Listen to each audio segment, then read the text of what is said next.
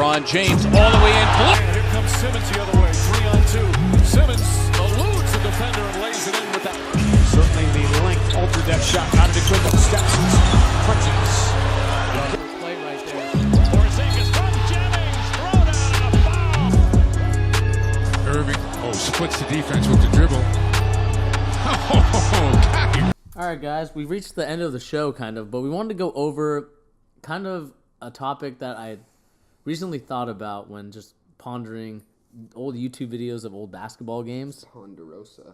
And I just remember some controversies that happened, especially one of them. And I know we both have a controversy that we'd like to talk about as like our biggest controversial issue or game in the NBA. Mm-hmm. So I want to start off with you, Peter. What was your most controversial?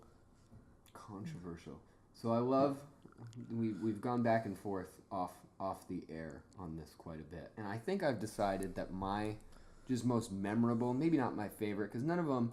I guess my favorite would be the Ron Artest jumping into the crowd and punching the fans. The Malice in the Palace. He punched the fan that wasn't even the guy who threw the thing at him. That's one of my. That's probably my favorite, just because I love that moment. But the most memorable to me in recent history, especially, is the Chris Paul trade dilemma, and we talked about that a little bit earlier.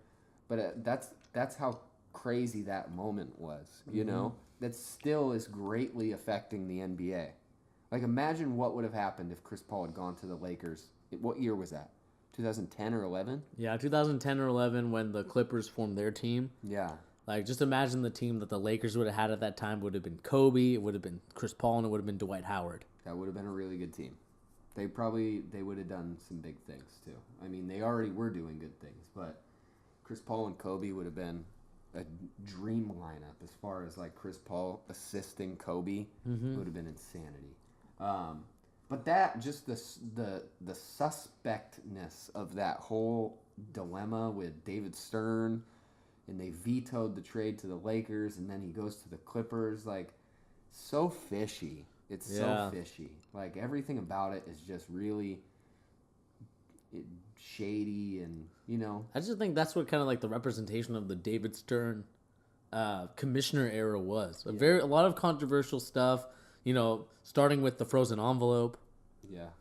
That helped out your New York Knicks, but I love that one. That's my favorite, actually. I changed my mind. That's my favorite. Just stuff like that. We also had some issues in terms of people's, percentage of getting the number one pick, somehow getting the number one pick. Yep.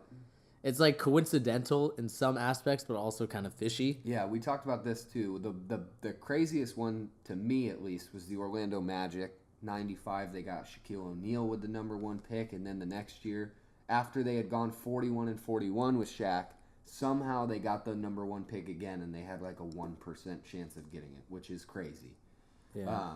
And then also just Derrick Rose going to Chicago when Chicago was doing really bad.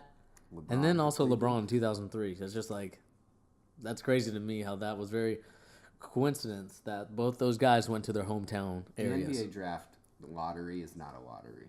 And I don't know if you remember, but the Dikembe Mutombo situation, I know it's because they did the selection before, and he wasn't allowed to tweet, but he tweeted anyway. Oh, the 76ers thing, right? Yeah. He tweeted like 4 hours before. Yeah, where like the 76ers got the number one pick. I remember that.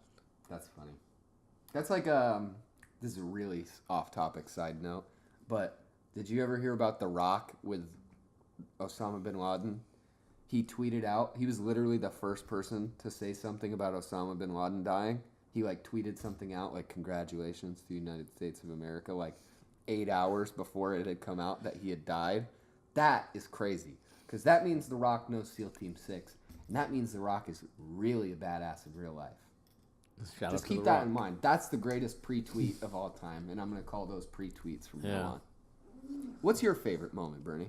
Maybe not my favorite moment, but the most baffling moment to me was I can't remember how old it was. Maybe like 7 or 8 at the time. But the 2002 Western Conference Final game, Game 6, between the Kings of Sacramento and the LA Lakers. That game had some baffling moments to it. It was crazy to me because think about the guys that fouled out. You had Vlade Divac foul out, who was a very good player for the Kings. Mm-hmm. You had Pollard, who was a backup, I think, to him, who also fouled out. Mm-hmm. Chris Webber was on like his 5th foul. Yeah. So he couldn't really be aggressive. Mm-hmm. And then the fact that the LA Lakers shot 43 free throws in that game is ridiculous. That's crazy. And also just remembering that game, the quote that came from that game and what David Stern's dream match final would be. Yeah. He said Lakers versus Lakers. That's just so stupid. It's just like, okay. It's just like the fact that you're in that position and you make a comment like that is really dumb.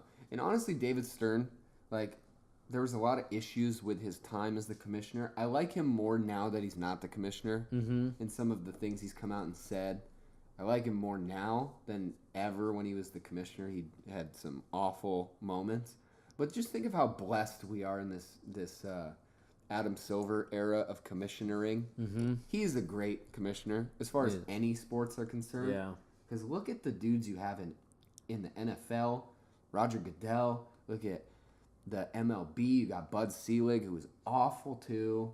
Yeah. Even David Stern in the NBA had some awful suspect moments. And now we have Adam Silver out there doing the Lord's work, appearing to actually care about the NBA and the fans, you know? Yeah.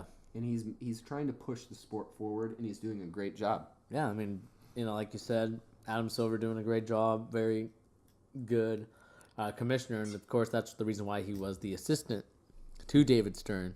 Yeah. Because the NBA saw the potential in him, and I'm glad that he finally got to have his moment. Yeah. Now that he is the actual commissioner, but just going back to that 2002 game. Let's discuss it more. I mean, just think about it. It was a game 6. Mm-hmm. The Kings were up already 3-2. I mean, and then they have 43 uncontested free points. Mind you, they didn't make all 43. Yeah. But the referees gave them 43 points. That's what a foul is. If you stop and think about what a free throw is, it's a free shot from the 15-foot mark. You just get to make a free shot. They got 43 chances. That's crazy. You know? Mm-hmm. That's half of a regular game's points. And then, you have you just showed me that clip of the Mike Bibby foul towards the end of the game on Kobe Bryant, fouled Mike Bibby, elbowed him right in the face and didn't get the foul call. Mm-hmm. And, there was still a chance they could have won despite the 43 free throws. Yeah, it was crazy to me because they were down by 1 after they scored a basket. Mm-hmm. And, Mike Bibby is playing defense, probably like if I'm Mike Bibby, Peter's Kobe Bryant. He literally gave him like a elbow. He elbowed him right in the face. Right in the face. The referee on the baseline staring right at the action. I don't know if he froze in fear. I don't know if he was like, oh, if I call this, I'm going to get killed here in L.A. He was on his John Jones that night, that's for sure. He was ready to elbow some people in the face. But it was ridiculous. I mean, how do you not call a foul on that? Yeah, and then, we were just doing some more research because, you had with Tim Donaghy, the infamous referee of the NBA, what was it? It was gambling, correct? Yeah, it was gambling. So he was rigging games for, and he was gambling on them. And, that was one of the big games that he accused of being a rigged game. Mm-hmm. The Lakers and the Kings in Game 6 of 2002. So, I mean, that's a crazy moment. Because think that Kings team never won a championship, but they had a really good shot at doing it. Yeah. That team was really good. I mean, just look at the names on this team. You had Hedo Turkoglu, who was very young at the time, who turned out to be a very good player. Vlade Divac, a very good player in his own right. Doug Christie, a good role player. Mike Bibby, another great player. I know he's not your favorite, but he's a great player. He's a great player. Chris Webber, great player. And you also had Peja Stojakovic, one of the best shooters in the league in history. Chris Webber. Think about Chris Webber, right? He had the infamous Michigan. The Fab Five moment against UNC where he called the phantom timeout, and then he had that moment. He's like at the heart of like the biggest college basketball mistake, Yeah. And then he's at this crazy moment in NBA history too. That's kind of sad for Chris Webber because he was really pretty great at the time, He was actually the guy that got drafted in the Shaquille O'Neal the year after. So 96, they got the first round pick. They got Chris Webber, and then they traded him. Mm-hmm. Chris Webber, man, just a man of controversy. Just can't help himself. I mean, just look at all the free throws compared to the other teams. So, like, Shaq shot 17 free throws that night. Kobe with 11. Robert Horry with 4. Rick Fox with 4. You had Devon George with 2. Samaki Walker with 2. That's a good name. Compared to the Kings, who got 5 from Chris Webber, They got like 15 total.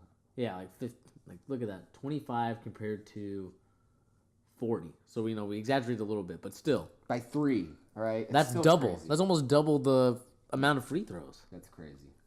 And just like looking at the game, some of the calls from these refs, if you guys want to know the refs, Pretty sus. Dick Bavada, Ted Bernhardt, and Bob Delaney, those guys need to answer, and they need to come out with a book or a video. A book. Or just something to explain to me what those calls were. Mm-hmm.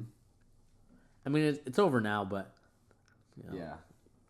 it's just one of those things where you're just like, wow, I can't believe that happened. Yeah, that moment is insane. Let's think of a couple other ones, all right? Another one to me All right. is the Seattle SuperSonics move to OKC. That one's a soft spot for us. That one is a soft spot. Just thinking about how the owner from Starbucks, was it Schultz?